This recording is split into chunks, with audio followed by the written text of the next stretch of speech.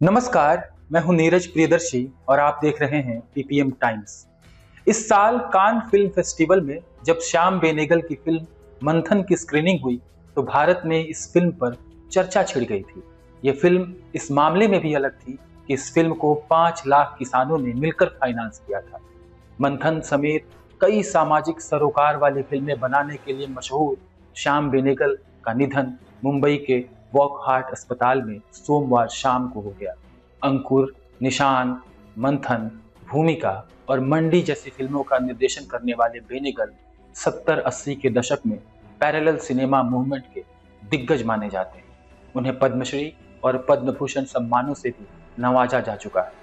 निर्देशक के निधन पर कई कलाकारों ने अपनी श्रद्धांजलि दी है। निर्देशक शेखर कपूर ने एक्स पर लिखा है कि वो न्यू वेव सिनेमा के सूत्रधार रहे। उन्होंने लिखा कि श्याम बेनेगल को हमेशा ऐसे व्यक्ति के रूप में याद किया जाएगा जिसने अंकुर, मंथन और ऐसी अन्य फिल्मों के निर्देशन से भारतीय सिनेमा की दिशा बदल दी। उन्होंने शबाना आजमी और स्मिता पाटिल जैसे कलाकारों को स्टार बना दिया। अलविदा मेरे दोस्त और मेरे मार्गदर्शक।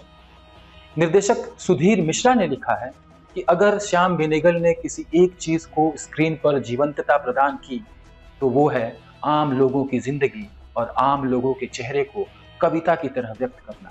पश्चिम बंगाल की सीएम ममता बनर्जी ने भी श्याम बेनेगल के निधन पर दुख प्रकट किया है। उन्होंने एक्स पर लिखा है कि भारतीय समानांतर सिनेमा के एक स्तंभ हमारे प्रतीक फिल्मकार श्याम बेनेगल के निधन से गहरा दुख हुआ है। उन्हें सभी सिनेमा प्रेमियों ने प्यार और सम्मान दिया। मेरी संवेदनाएं उनके परिवार, दोस्तों और समर्थकों के साथ हैं। प्रधानमंत्री नरेंद्र मोदी ने भी श्याम बेनेगल के निधन पर अपनी श्रद्धांजलि व्यक्त की है। उन्होंने एक्स पर पोस्ट किया है कि श्री श्याम बेनेगल जी के निधन से मर्माहत है। भारतीय सिनेमा में कहानियों के बयान करने की उनकी कला ने बहुत बड़ा प्रभाव डाला है। उनके किए गए काम को लोग हमेशा सराहते रहेंगे। उनके चाहने वालों और परिजनों के लिए मैं सांत्वना व्यक्त करता हूँ।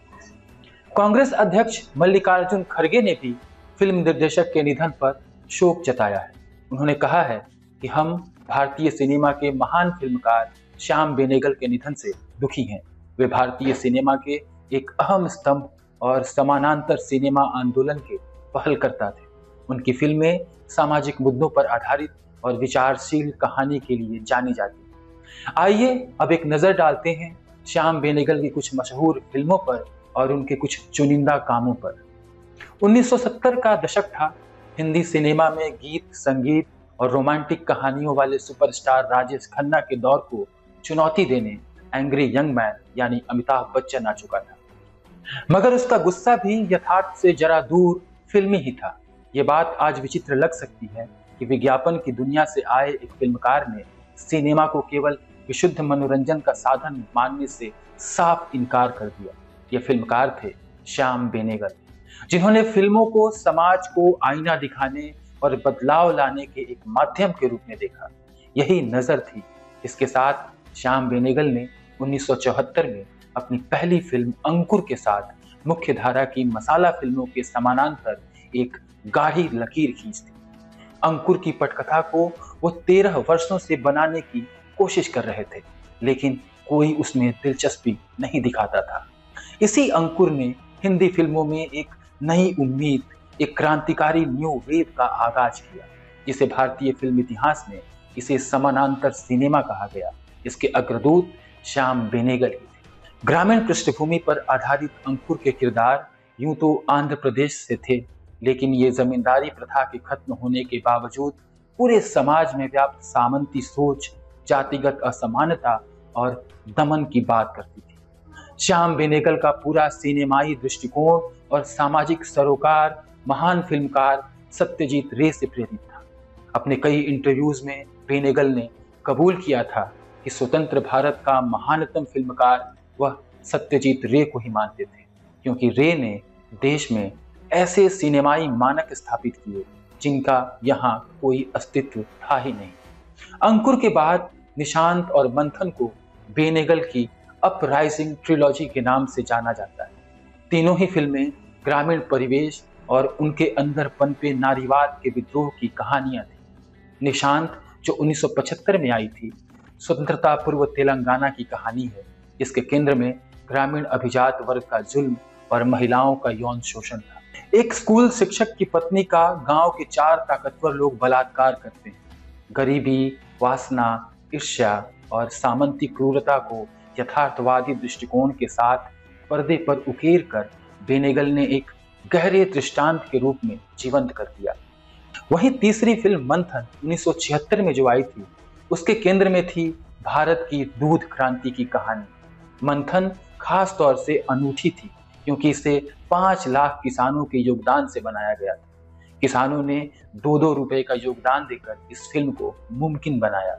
यह फिल्म न केवल सिनेमा की ताकत का प्रतीक बनी, बल्कि यह भी दिखाया कि कला समाज के साथ कैसे गहराई से जुड़ सकती है। ये तीनों ही फिल्में ग्रामीण परिवेश की ऐसी दास्तानें थीं जो आमतौर पर सिनेमा में अनदेखी रह जाती हैं। मंथन रिलीज के 48 साल बाद इसी साल 2024 में प्रतिष्ठित कान फिल्म फेस्टिवल में दिखाई गई थी। इसे स्टैंडिंग ओवेशन मिला था। यह था उनका जादू।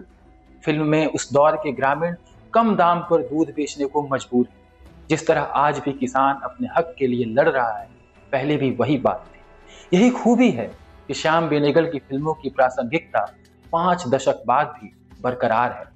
14 दिसंबर 1934 को हैदराबाद निजाम के राज्य में जन्मे श्याम बेनेगल का बचपन एक साहित्यिक और सांस्कृतिक माहौल में बीता।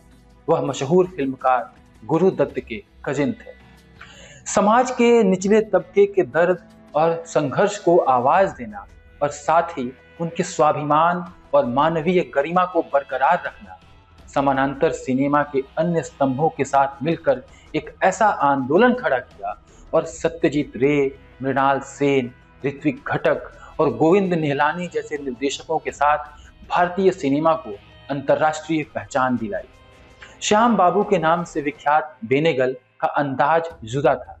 व्यावसायिक सिनेमा के अपने बड़े स्टार्स थे। श्याम बेनेगल ने यहाँ भी समानांतर टीम खड़ी कर दी।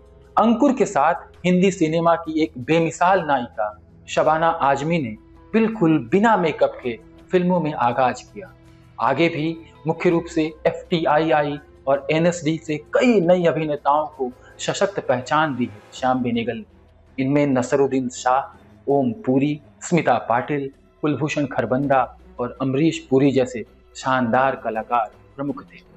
बाद की फिल्मों में उन्होंने व्यावसायिक फिल्मों के कलाकारों को भी यादगार रोल दिए, चाहे वो शशि कपूर जो जुनून में उन्होंने किरदार अदा किया, या फिर रेखा जो उन्होंने कलयुग में, या फिर करिश्मा कपूर जो उन्होंने जुबैदा में अपना किरदार अदा किया। उन सबको उन्होंने ऐसे किरदार दिए जो हमेशा हमेशा के लिए अमर हो गए। Welcome to Sajjanpur, well done Abba के बाद उनकी अंतिम फिल्म पिछले साल की 2023 की Mujib the making of a nation थी।